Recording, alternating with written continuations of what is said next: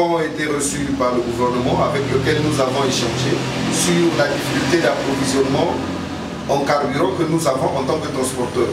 Donc toutes les villes du Congo sont soumises à cette difficulté-là. Et donc avec le gouvernement, nous nous sommes retrouvés.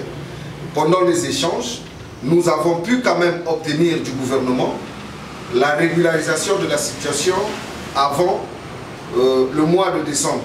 Et le gouvernement, donc, nous passons le message pour dire aux transporteurs que le syndicat est debout, ils ne sont pas négligés, ils ne sont pas abandonnés, mais nous sommes en train de nous battre parce que cette situation nous met tous en difficulté.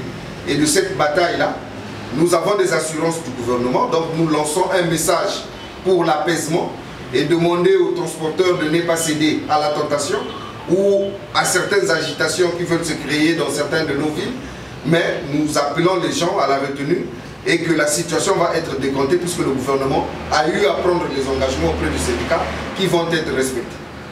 En cette période de difficulté où nous travaillons un jour sur deux, puisqu'il faut se battre, faire la queue, vous travaillez aujourd'hui, demain vous repartez faire la queue devant les stations pour avoir le carburant, à ceux de nos collègues dont nous lançons le message ici, c'est d'éviter de surfacturer les clients.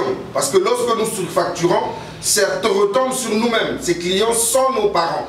Et donc ceux qui font ces pratiques, nous les appelons à arrêter ce genre de pratiques et d'être serein dans le travail. La difficulté, elle est partagée, elle est commune. Maintenant, aux autorités administratives aussi, nous adressons un message particulier, surtout aux autorités administratives de la ville de Pointe-Noire. Nous sommes là confrontés à une difficulté. Nous infliger encore d'autres taxes de plus serait encore là une difficulté.